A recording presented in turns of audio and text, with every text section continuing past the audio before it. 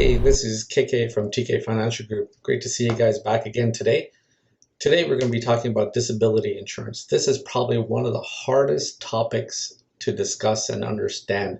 There are so many moving parts, and many advisors to this day still don't understand this topic fully. So I have to give you a disclaimer on this though. If you're considering disability insurance, please seek out professionals that understand this topic fully. Don't go to a generalist. This will save you a lot of headaches if and when you do get disabled.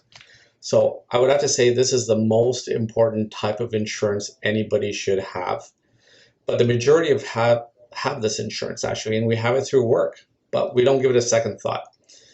The majority of plans from work are fine, but you should have someone review it just in case. I've come across some plans that only cover about 40% of your income, and that's not enough.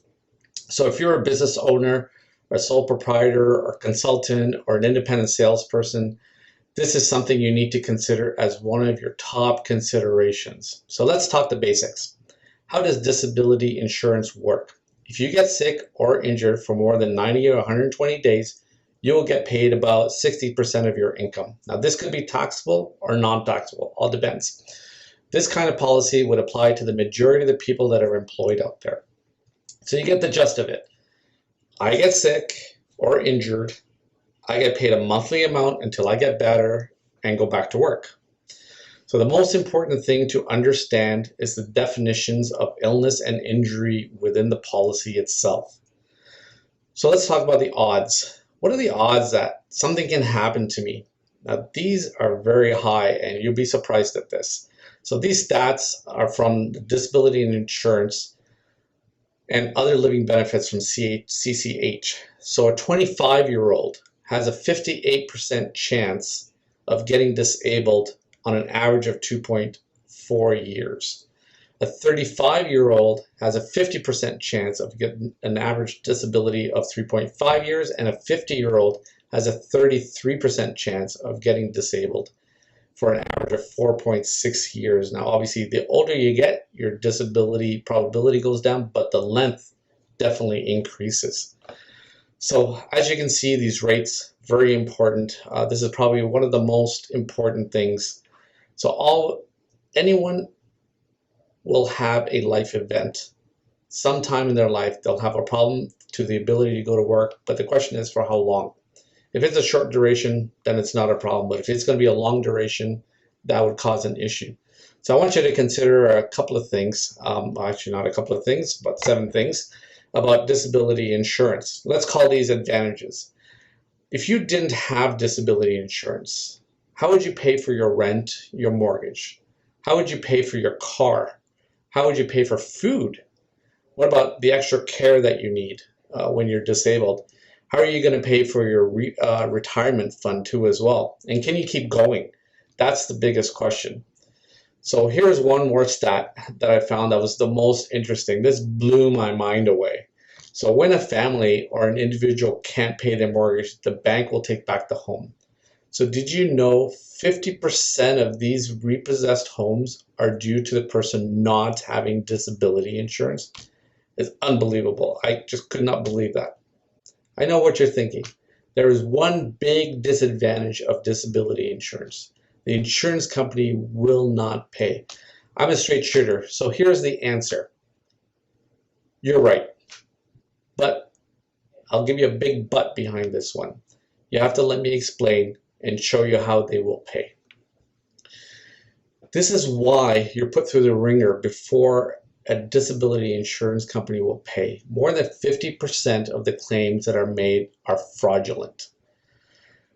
So this is why the insurance companies have to be very careful. There have been doctors that have been paid off by clients to fraudulently make claims on their behalf, and they've all gone to jail. So don't think this is not a crimeless thing that they're doing.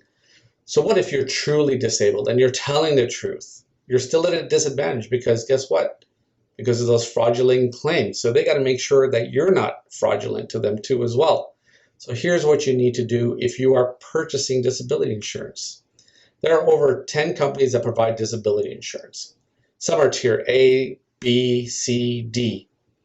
So you need to choose a vendor in tier A. So I can't tell you their names, But even with the tier A vendors, there are only 2 of them that I would do business with because they pay. I've been through this. We've had a client who purchased a tier A vendor through us, and they also purchased a tier B vendor somewhere else. The tier A vendor paid them, and the tier B vendor declined them. The important thing is to remember is that what was their definition? Did the tier A vendor have a different definition than the tier B vendor? No, it was actually the same definition. And this makes no sense sometimes.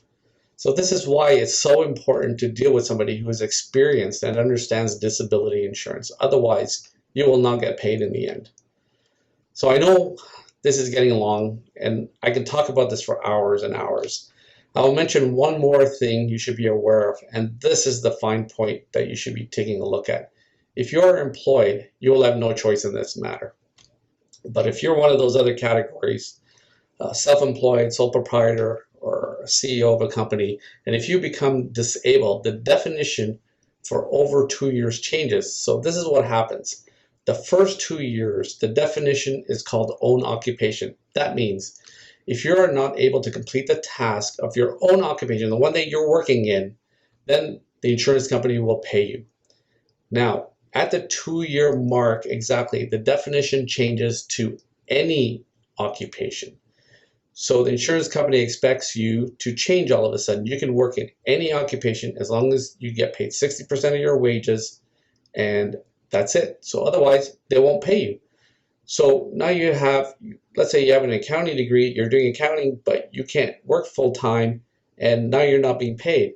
So if you get own occupation, then you will be paid no matter what, because you can't do your own tasks or your own occupation. So you have to make sure when you're purchasing an individual policy, get own occupation so that the definition doesn't change in 2 years. It stays for the lifetime. Make sure the own occupation definition stays there for the lifetime. This way, if you can't work on your own occupation, you'll still get paid. Like I said, this is a very complicated issue about insurance.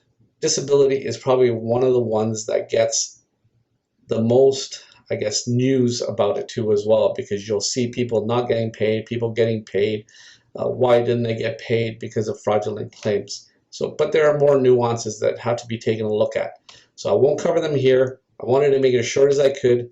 I may have a second video on disability that will cover them. So thank you for joining me again. KK from TK Financial Group. Take care.